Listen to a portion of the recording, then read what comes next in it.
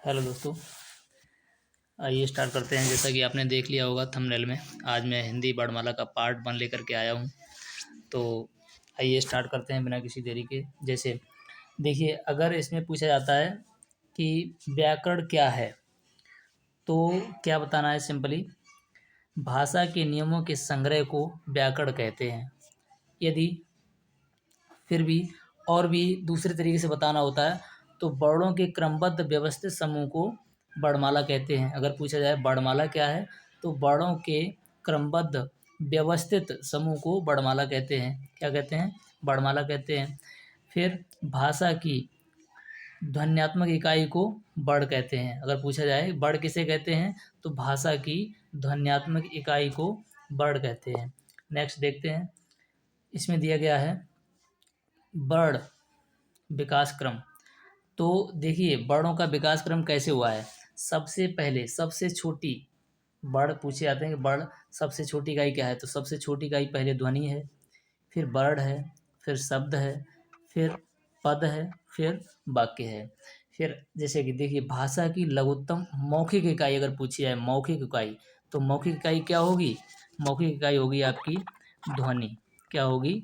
ध्वनि।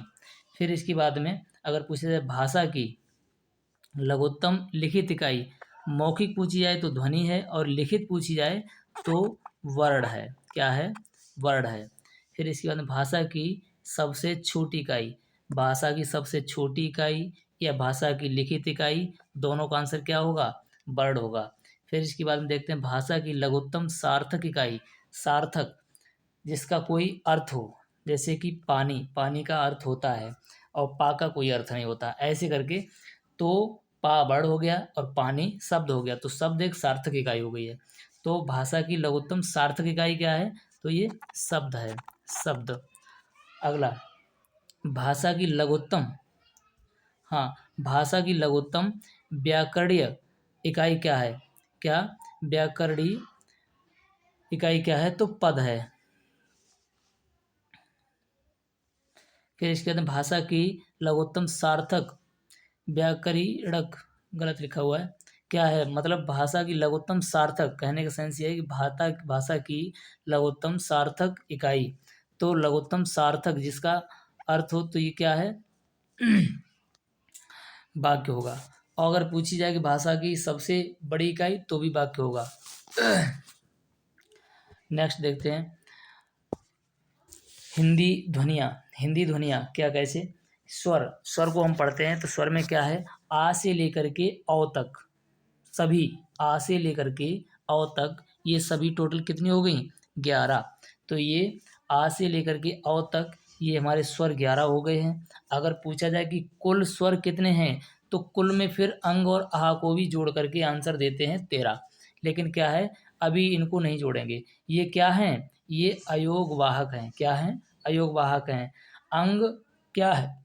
अंग क्या है? अनुस्वार है, अंग अनुस्वार है। और आहा क्या है? विसर्ग है।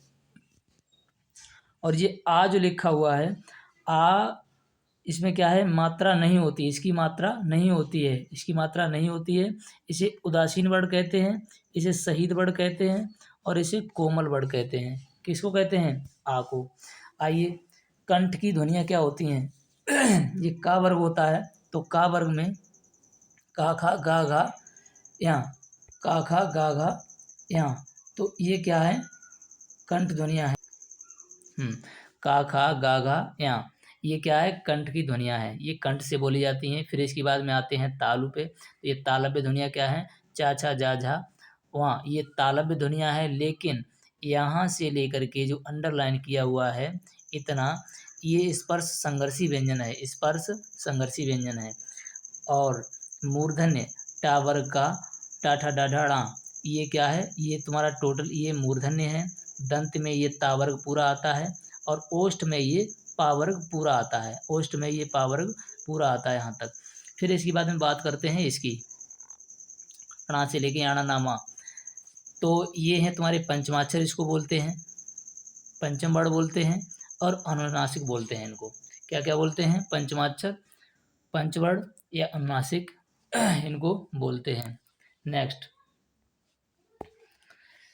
अब यहाँ से बात करते हैं अंतस्थ व्यंजन। या रा ला वा, ये आपके या रा ला वा, ये क्या है? अंतस्थ व्यंजन है। लेकिन इनमें रा को हम क्या बोलते हैं? लुंठित, और ला को बोलते हैं पार्श्विक। और ये जो दिया हुआ है ये अर्ध स्वर हैं दोनों। या बनता है ई प्लस आ से बनता है, और वा बनता है ऊ प्लस आ से मिलकर के।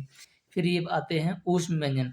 ऊष्म व्यंजन सा सा हा, सा हा, ऊष्म व्यंजन है। इनको बोलने से हाथ लगा के देखिए गर्म वायु निकलती है, और इनको संघर्षी भी बोलते हैं, क्योंकि वायु संघर्ष करके निकलती है तो गर्म हो जाती है, इसीलिए इसको ऊष्म व्यंजन कहते हैं। और ये सा होता है आज से, वैसे बोलते हैं सीटी वाला सा, लेकिन आज से इसको क्या बोलेंगे? तालव्य सा, और इसको क्या बोलेंगे? मूर्धन्य सा, और इसको बोलेंगे दंत्य सा।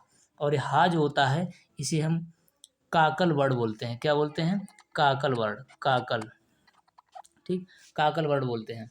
इसके बाद में संयुक्ताक्षर कौन कौन से होते हैं? संयुक्त व्यंजन छ त्र ज्ञ स्र, छ त्र ज्ञ स्र, ये संयुक्ताक्षर होते हैं।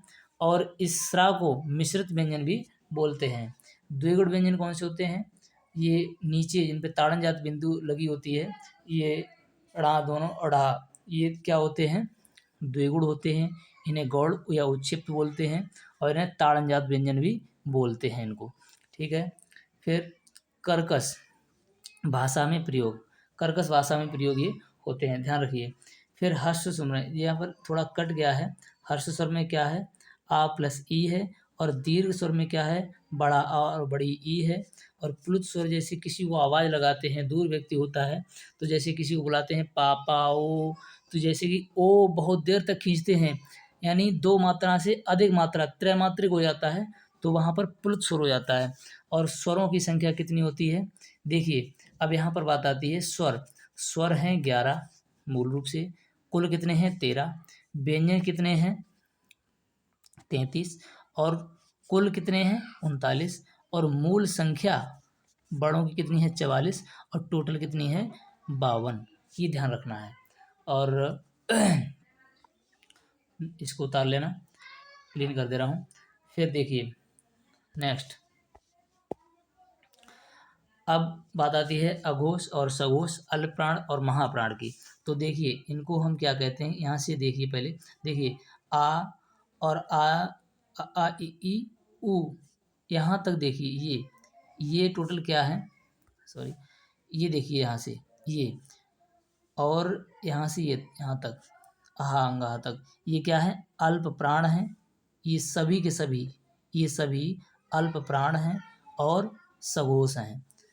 इसके बाद में आते हैं ये पूरा उदित, इनको बोलते हैं जो का से लेकर के माँ तक, का से लेकर के माँ तक, इनके वर्णों के योग को क्या बोलते हैं? उदित बोलते हैं। लेकिन नहीं, यहाँ तक नहीं जाना है। का वर्ग, पूरा का पूरा का वर्ग, यहाँ से लेकर के नीचे तक की बात हो रही है, यहाँ से लेकर के ऊपर से नीचे तक की बात हो रही है। पूरा का पूरा का वर्ग जो है ये अल्प प्राण है नीचे तक। फिर ये खा और हा, ये नीचे तक सीधा, ये क्या है? महाप्राण है। फिर ये वाला गा वर्ग पूरा महाप्राण है, जैसा कि ऊपर लिखा हुआ है, और अल्पप्राण है। और ये इधर वाला च घा वर्ग, ये पूरा महाप्राण है, और ये पूरा अल्पप्राण है। और ये आगे वाले दोनों क्या होते हैं? अघोष, जैसा कि ऊपर देखिए लिखा हुआ है यहाँ पर। अघोष में कौन कौन से हैं? पहला दूसरा, ये पहला है और ये दूसरा है। तो और सघोष में कौन सा होता है? तीसरा चौथा पांचवा, तीसरा तीसरा चौथा पांचवा, ये सघोष हैं। और पहला दूसरा ये अघोष हैं, जैसा कि यहाँ पर देखिए ऊपर लिखा हुआ है। फिर अल्प प्राण कौन कौन से, महाप्राण कौन से? तो 1 3 5, पहला पहला वर्ग, तीसरा वर्ग और पांचवा वर्ग, ये तुम्हारे अल्प प्राण हैं, जैसा कि ऊपर देखिए लिखा हुआ है, सबके ऊपर लिखा हुआ है। और इसके बाद में सघोष भी हैं, पीछे के तीनों वर्ग सघोष हैं। तो इनको आराम से समझ सकते हैं, जैसा पूरा का पूरा लिखा हुआ है। और इनको जो है मैं क्लीन कर दूं, बाद में देख लेना। नेक्स्ट अब देखिए यहाँ तक 1 मिनट लेंगे देखना कि यहाँ पर होता क्या है। कि आपने एक चीज़ देखी होगी, आपके स्वर कितने हो गए? स्वरों की बात करें तो स्वर हो गए हैं आपके स्वर 11, और व्यंजन कितने हो गए हैं? व्यंजन, व्यंजन हो गए आपके 33 व्यंजन। फिर इसके बाद में संयुक्ताक्षर, तो संयुक्ताक्षर 4, संयुक्ताक्षर कितने हो गए हैं? 4। और ऊष्म, ऊष्म कितने हो गए हैं? 4। और इसके बाद में उच्छिप्त 2 हैं, उच्छिप्त। और उच्छिप्त के बाद में, चलिए छोड़िए, हम यहाँ से देखते हैं कि जैसे स्वर कितने हैं? 11 हैं। और व्यंजन कितने हैं? 33 हैं। मूल अक्षर कितने हैं? 44। और कुल वर्ण कितने हैं? तो ये 52 है। देखिए नेक्स्ट वीडियो, इससे अगला टॉपिक, मतलब वर्णमाला में इससे आगे के लिए हमारी सेकंड वीडियो में मिलेगा देखने के लिए। इसके लिए चैनल को सब्सक्राइब करें, और देखने के लिए धन्यवाद। Thank you.